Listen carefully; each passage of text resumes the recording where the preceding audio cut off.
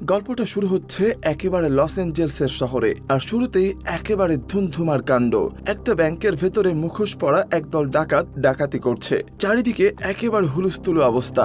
এরই মধ্যে ডাকাতদের মধ্যে একজন, যার নাম গাস্তাবসন, সে আস্তে করে ভিড়ের মধ্য থেকে কেটে পড়ে আর ব্যাংকেরই একটা গোপন লকার রুমে ঢুকে যায়। সেখানে সে একটা অদ্ভুত বাক্স বের করে, যার গায়ে লেখা ছিল প্লট ডিভাইস। নামটা একটু অদ্ভুত লাগছে, তাই না?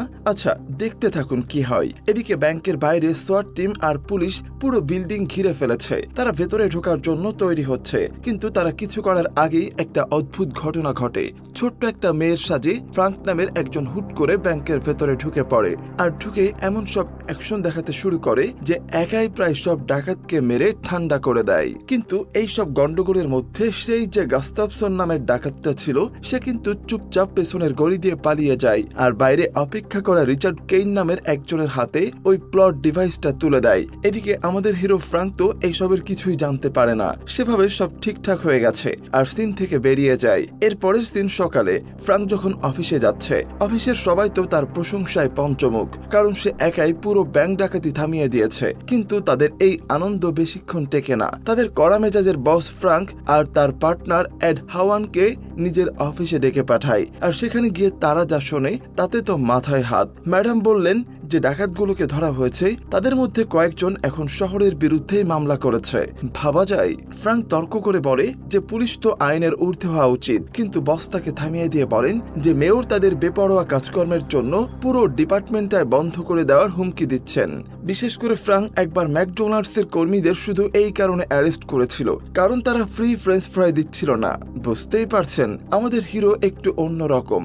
তো শাস্তি হিসাবে ফ্রাঙ্ক আর হাওয়ানকে নতুন একটা ডিপার্টমেন্টে পাঠিয়ে দেওয়া হয়, যার নাম কলিশন অ্যান্ড অ্যাক্সিডেন্টস, মানে সোজা কথায় দুর্ঘটনা বিভাগ। অফিস থেকে বেরিয়ে তারা দুজন তাদের বাবাদের সাথে একটু কথা বলে। তারা দুজনে রিটায়ার্ড পুলিশ অফিসার আর তারা এখন বেঁচেও নেই। এরপর তারা তাদের প্রথম অ্যাক্সিডেন্ট কেসের জন্য বেরিয়ে পড়ে। ঘটনাস্থলে গিয়ে তারা দেখে একটা গাড়ি একেবারে দুমড়ে মুচড়ে গেছে আর গাড়িটা ইডেন টেক নামের একটা কোম্পানির নামে রেজিস্টার করা। ফ্রাঙ্ক জায়গাটা ভালো করে দেখতে গিয়ে দুটো জিনিস খুঁজে পায়, একটা খালি ঔষধের বোতল আর একটা অদ্ভুত ম্যাচ বক্স। যখন সে জানতে চায় যে লোকটা মারা গেছে সে কে, তখন হাওয়ান জানায় যে তার কোনো বাবা মা ছিল না, তবে একজন বোন ছিল। এরপর থানায় ফিরে এলে ডিটেকটিভ বার্নস নামের একজন অফিসার ব্যাংক ডাকাতির কেসটা নিয়ে ফ্রাঙ্কের সাথে কথা বলতে আসে। সে জানায় যে ডাকাতদের কেউই একে অপরকে চিনত না আর অদ্ভুতভাবে তাদের বলা হয়েছিল ডাকাতির পর টাকাটা নিজেদের কাছে রেখে দিতে। তার মানে এর পেছনে আরো বড় কোনো পরিকল্পনা আছে। ফ্রাঙ্ক তাকে বলে কয়েকজন ডাকাতকে জিজ্ঞাসাবাদের জন্য নিয়ে আসতে। ঠিক তখনই বেথ নামের একজন মহিলা স্টেশনে আসে ফ্রাঙ্কের সাথে অ্যাক্সিডেন্টটা নিয়ে কথা বলতে। সে জানায় যে অ্যাক্সিডেন্টে মারা গেছে সে তার ভাই। বেথ জোর দিয়ে বলে যে তার ভাই কোনোদিনও আত্মহত্যা করতে পারে না। সে আরো জানায় যে মারা যাওয়ার আগের রাতে তার ভাই তাকে ফোন করে বলেছিল যে সে খুব গুরুত্বপূর্ণ কিছু একটা আবিষ্কার করেছে। যখন ফ্রাঙ্ক জিজ্ঞেস করে যে তার ভাই কি কাজ করত, বেথ বলে যে সে রিচার্ড কেইনের জন্য কাজ করত। আর এই নামটা শোনার পরেই ফ্রাঙ্কের কান খাড়া হয়ে যায়। সে বেথকে কথা দেয় যে সে ব্যাপারটা দেখবে। ওই রাতেই ফ্রাঙ্ক সোজা চলে যায় রিচার্ড কেইনের এক বিশাল পার্টিতে। সেখানে সে কেইনকে বেথের ভাই সাইমনের ব্যাপারে জিজ্ঞেস করে। কেইন বলে সাইমন খুব মেধাবী একজন বিজ্ঞানী ছিল আর তার মৃত্যুতে সে খুবই কষ্ট পেয়েছে। ফ্রাঙ্ক যখন ইঙ্গিত দেয় যে এটা হয়তো কোনো দুর্ঘটনা ছিল, কেইন তখন ব্যাপারটা এড়িয়ে যায় আর ফ্রাঙ্ককে তার বিশাল কোম্পানি ঘুরিয়ে দেখাতে থাকে। যাওয়ার আগে কেইন লুকিয়ে তার একজনকে ফোন করে ফ্রাঙ্কের জন্য উপহার হিসাবে একটা ইলেকট্রিক গাড়ি পৌঁছে দিতে বলে। পরদিন সকালে ইডেন টেকের একজন লোক ফ্রাঙ্ককে নতুন গাড়িটার ফিচারগুলো দেখাতে আসে, কিন্তু গাড়িটা টেস্ট করতে গিয়ে ফ্রাঙ্ক ভুল করে এমন সব কাণ্ড ঘটিয়ে বসে যে কয়েকজন জেলবন্দি আসামি পালিয়ে যায় আর আশেপাশের এলাকাও পুরো তছনছ হয়ে যায়। এদিকে স্টেশনে ফিরে ফ্রাঙ্ক আর হাওয়ান ধরা পড়া একজন ডাকাতকে জেরা করতে শুরু করে। লোকটা প্রথমে সবকিছু অস্বীকার করে, কিন্তু ফ্রাঙ্ক যখন ডাকাতির সময় রেকর্ড করা তার বডি ক্যামেরার ফুটেজটা চালিয়ে দেয় তখন সে একেবারে হাতে নাতে ধরা পড়ে যায়। ফুটেজটা দেখে ডাকাত শেষ পর্যন্ত ভেঙে পড়ে আর স্বীকার করে যে তাদের আসল উদ্দেশ্য টাকা ছিল না, তারা নির্দিষ্ট একটা সেফটি ডিপোজিট বক্সের খোঁজে এসেছিল। আর যখন ফ্রাঙ্ক লিস্ট চেক করে তখন দেখে যে সেই বক্সটা আর কারো নয়, অ্যাক্সিডেন্টে মারা যাও সেই সাইমনের। অন্যদিকে ইডেন থেকে একটা গোপন মিটিং চলছিল একটা প্রাইভেট বোর্ডরুমে। রিচার্ড কেইন সারা বিশ্বের দুর্নীতিবাজ বিলিয়নিয়ারদের সাথে একটা সভা করছিল। সেখানে সে তার ভয়ঙ্কর প্ল্যানটা সবার সামনে তুলে ধরে। তার মতে মানবজাতি তার আসল পথ থেকে অনেক দূরে সরে গেছে, তাই তার সমাধান হলো এমন একটা ডিভাইস যেটা প্রত্যেকটা মোবাইল ফোনের মাধ্যমে একটা সিগন্যাল পাঠাবে, আর এই সিগন্যাল মানুষের ভেতরের প্রাচীন হিংস্রতাকে জাগিয়ে তুলবে, যার ফলে শহরগুলো বিশৃঙ্খল যুদ্ধক্ষেত্রে পরিণত হবে। যখন পুরো পৃথিবী একে অপরের সাথে মারামারি করে শেষ হয়ে যাবে, তখন কেইন আর তার সঙ্গীরা লুকিয়ে থাকা সুপার বাংকারে আশ্রয় নেবে। তার এই প্রজেক্টের নাম সে দিয়েছে প্রজেক্ট ইনফার্নো, মানে পুরো সমাজকে রিসেট করে দিয়ে তারা হবে নতুন পৃথিবীর শাসক। শহরে ফিরে ফ্রাঙ্ক একটা সূত্রের খোঁজে এগোতে থাকে। সে জানতে পারে সাইমন হয়তো যে রাতে মারা গিয়েছিল তখন কাছের একটা ক্লাবেই ছিল। সে সেখানে গিয়ে বারটেন্ডারকে জিজ্ঞাসাবাদ করে। লোকটা প্রথমে কিছু বলতে চায় না, কিন্তু একটু চাপ দিতেই বলে যে সাইমন সন্দেহজনক কারো সাথেই কথা বলেনি, শুধু একটা ড্রিঙ্ক অর্ডার করেছিল।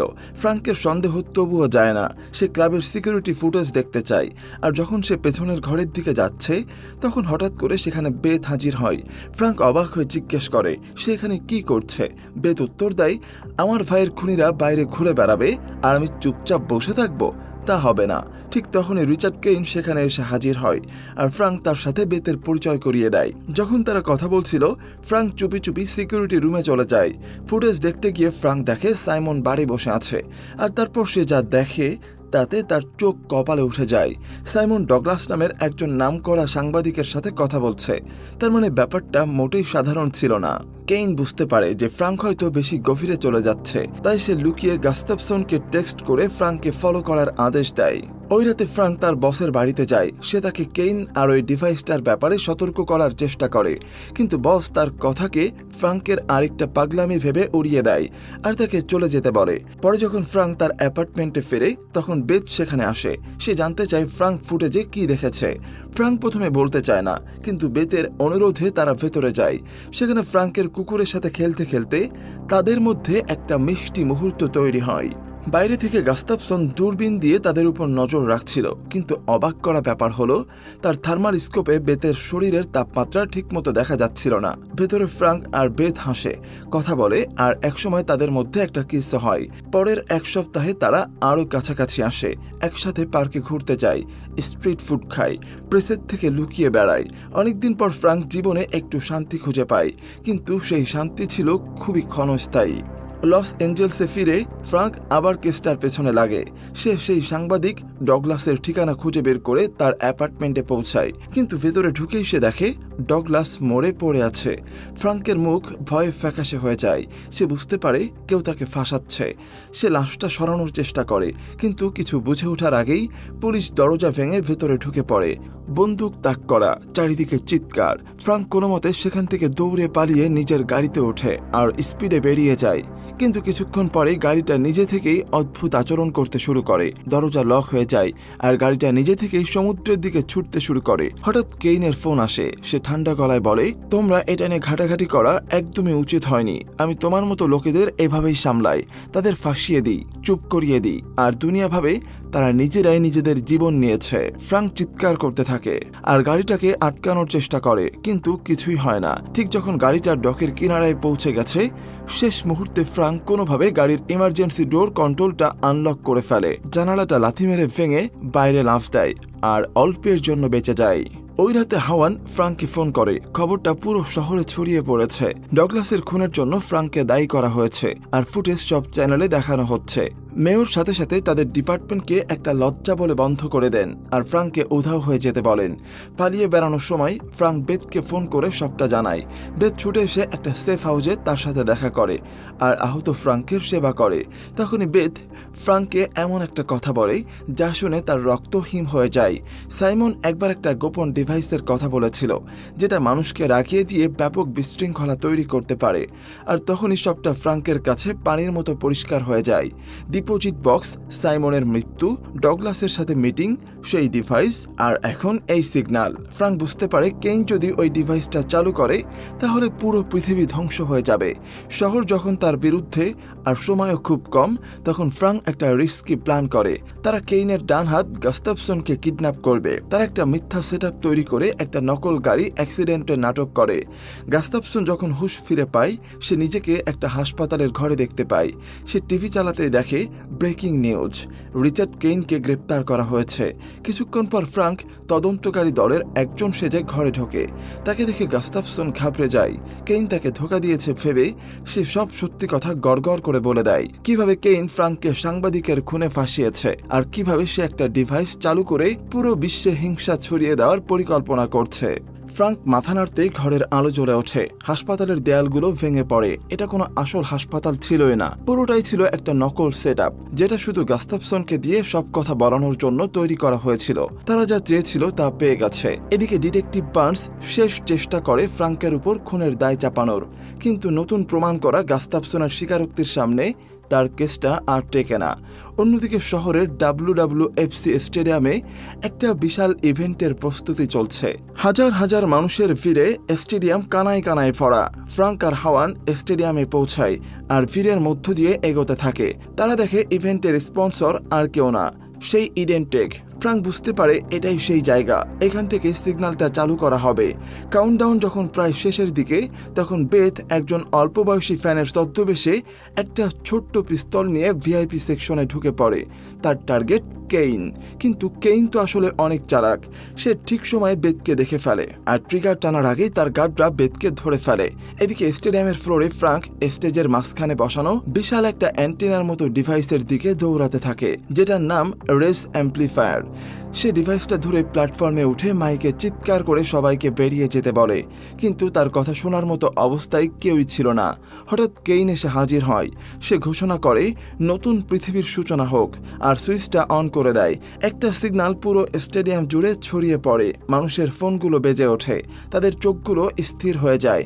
আর তারপরে শুরু হয় আসল তাণ্ডব। বন্ধু বন্ধুর উপর ঝাঁপিয়ে পড়ছে, পরিবারের লোকেরা একে অপরকে মারছে, হিংসা ছড়িয়ে পড়ছে। কেইন ভিড়টাকে ফ্রাঙ্কের দিকে লেলিয়ে দেয়, কিন্তু ফ্রাঙ্কো পাল্টা লড়তে থাকে। সে যত ধরনের মুভ জানত সব দিয়ে সবাইকে আটকাতে থাকে। এই হট্টগোলের মধ্যে কেইন আর তার সঙ্গী একটা মোটরসাইকেলে করে পালিয়ে যায়। ফ্রাঙ্ক কাছের একটা গাড়ি স্টার্ট দেওয়ার চেষ্টা করে, কিন্তু সেটা স্টার্ট হয় না। ঠিক তখনই ফ্রাঙ্ক উপরের দিকে তাকিয়ে দেখে একটা পেঁচা নেমে আসছে। অবাক হচ্ছেন, গল্পে এমনটাও সম্ভব। আর ওটা আর কেউ না, ওর বাবা ফ্রাঙ্ক সিনিয়র কোনো এক রহস্যময় উপায়ে পেঁচার রূপ ধরে এসেছেন। ফ্রাঙ্ক পেঁচাটার পা ধরে ঝুলে পড়ে আর তারা রাতের আকাশে উঠতে শুরু করে। এরপর হয় ফাইনাল শোডাউন। ফ্রাঙ্ক আর কেইনের মধ্যে চলে মুখোমুখি লড়াই।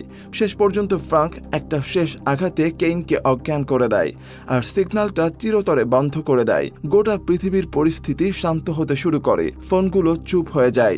মানুষ তাদের হিংস্র অবস্থা থেকে বেরিয়ে এসে অবাক হয়ে একে অপরের দিকে তাকাতে থাকে। হিংসা থেমে যায়। ফ্রাঙ্ক আর বেথ একে অপরকে জড়িয়ে ধরে আর একটা মিষ্টি চুম্বনে গল্পটা এখানে শেষ হয়ে যায়। তো এভাবেই শেষ হয় এই পাগলামি। আজকের গল্পটা কেমন লাগলো জানাতে একদমই ভুলবেন না। এরকম আরো ভিডিওর জন্য আমাদের সাথেই থাকুন। আবারও দেখা হবে নতুন কোনো গল্প নিয়ে। আজকের মতো বিদায় নিচ্ছে। আল্লাহ হাফেজ।